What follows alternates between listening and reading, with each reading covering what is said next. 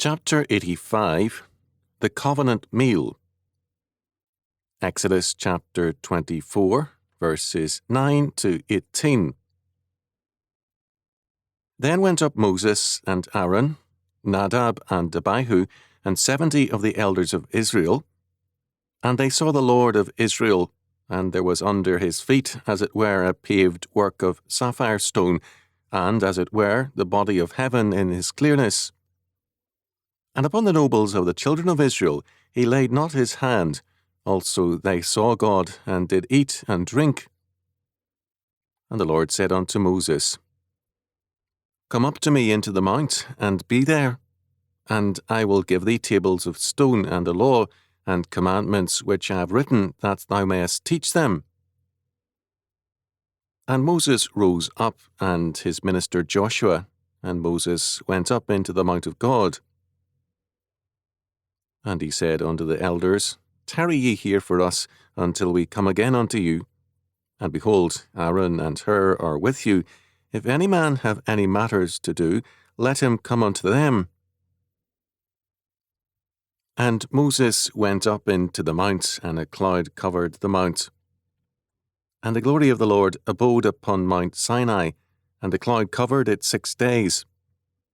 And the 7th day he called Moses out of the midst of the cloud. The sight of the glory of the Lord was like devouring fire on the top of the mount in the eyes of the children of Israel. And Moses went into the midst of the cloud, and gathered him up unto the mount, and Moses was in the mount 40 days and 40 nights. Exodus chapter 24, verses 9 to 18.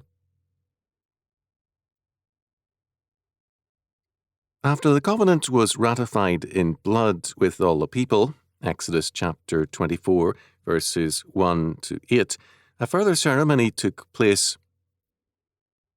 A covenant establishes a community of law between the participants, and to witness to that covenant community, a covenant is followed by a meal together of the two parties. The sacrament of communion is such a covenant meal in ritual form. It testifies to a community in which the participants are ready to live and to die for one another in terms of the covenant law.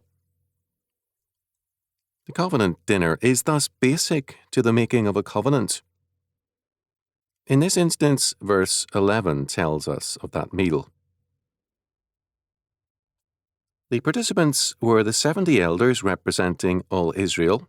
Aaron, Nadab, and Abihu represented the priesthood, and Moses and Joshua its civil government. At this time all present had a vision of God, not of his person, but of his presence. It was then common to throne rooms to be made of some kind of blue stone, perhaps to signify the sky. All that the men now saw was this throne room's sapphire-like blue pavement, signifying the presence of the great King, Almighty God. They ate and drank of the ceremonial meal. Moses and Joshua were then summoned to go higher on Mount Sinai in order to receive the 10 Commandments engraved on 2 tablets of stone. A covenant, when written or engraved, was in 2 copies, one for each party. Thus, each tablet carried the entire 10 Commandments. Again, to forestall additions to a covenant, the entire parchment, tablet, or paper was entirely covered by the covenant law to allow no further word to be inscribed as a supplement. Meals are an aspect of family life, and in antiquity, to participate in a meal with someone else was to establish thereby a bond of community and mutual obligation. As long as no meal bound 2 men together, they were actual or potential enemies.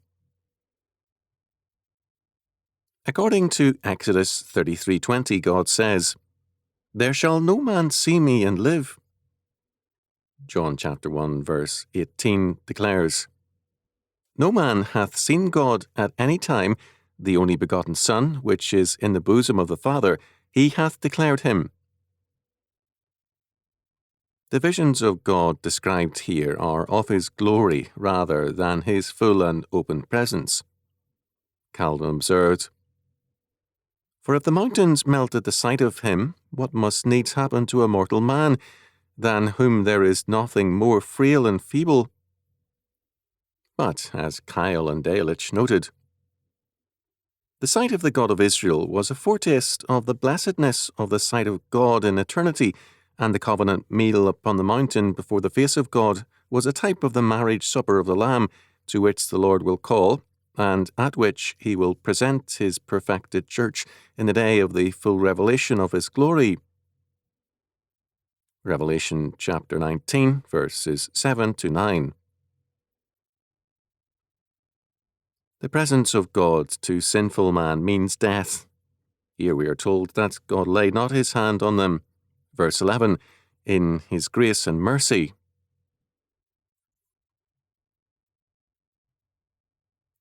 Many have pointed out, such as Matthew Poole, that this appearance of God was of God the Son.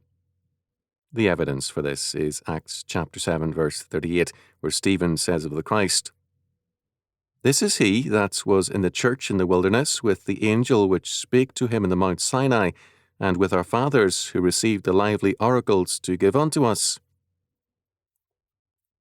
At Mount Sinai he was present in his glory, not veiled as in other appearances. In verse 10, the vision is described as if it were the body of heaven in its clearness. A clear sky in biblical imagery commonly represents God's favor, as a cloudy sky notes his anger. Clouds can also represent the fact that man, in his fallen estate, cannot see God and live. The full vision of God is in the world to come. After the communion meal, Moses was summoned up higher on Mount Sinai. After a point, Joshua was left behind. The period of Moses' stay on the mount was 40 days and 40 nights, verse 11. We do not know how much time was spent with the 70 elders. All the while, the mountain top was visible to Israel below as cloud and fire, reminding them of the pillar and cloud which accompanied them. According to Exodus chapter 34, verse 28, and Deuteronomy chapter 9, verse 9, Moses fasted those 40 days and nights. He was alone 6 days and, on the 7th, was called up higher into the mountain to receive the covenant tablets of stone and instructions from the Lord. Parker said of the law, "When we are most religious, we are most inclined to proclaim the law. It is a poor rapture that does not come down upon legislation with a new force, a firmer grip, and a deeper conception of its moral solemnity. Know whether you have been with God upon the mount by knowing how much law you have brought back with you, and when you would read the law, read it after you have been long days and nights with the lawgiver." Law relates religion to the world around us. According to verse 14, Moses gave instructions to the 70 elders and to Aaron and his sons. In telling them to tarry, he apparently meant in the plain below with the people. Moses, meanwhile, went up into the midst of the cloud, where the glory of the Lord was like a devouring fire. Verse 17. Hebrews chapter 12, verse 29 tells us that our God is a consuming fire. By the grace of God, Moses drew near and was only blessed. The mountaintop was comparable to what in the sanctuary was the Holy of Holies.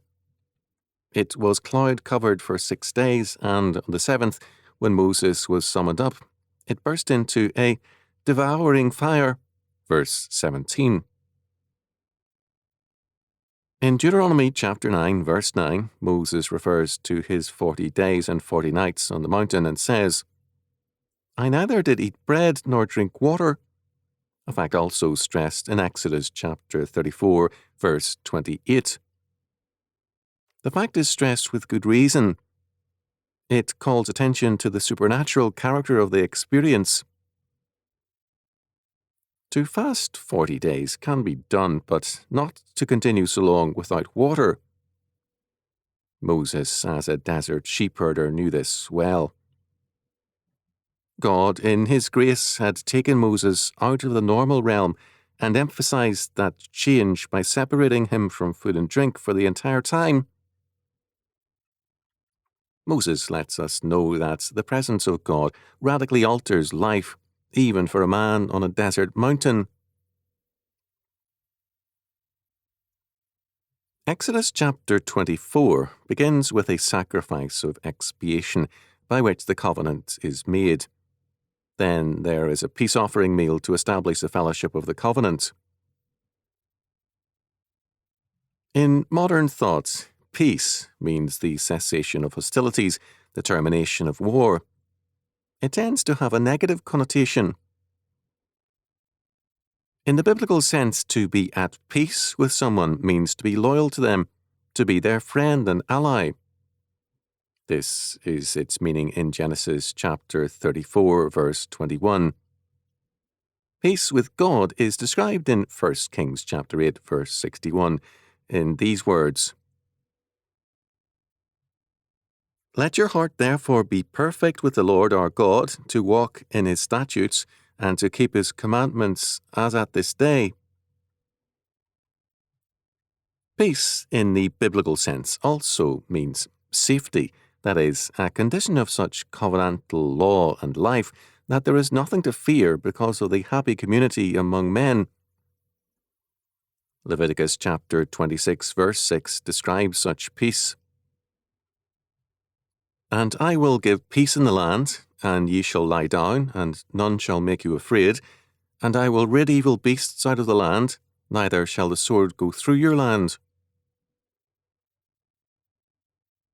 The premise of biblical peace is God's justice, as Zechariah chapter 8, verse 16 tells us. "These are the things that ye shall do. Speak ye every man the truth to his neighbour. Execute the judgment of truth, and peace in your gates." The reference to gates is to courts of law, which had to meet in an open and public place at the gates of the city. The judgment of truth and peace is God's requirement. The requirement of a peace offering and communion meal as the preface to the formal law-giving and the aftermath of the covenant ratification is important. It tells us that the ground of our peace with God is his covenant, grace, and law.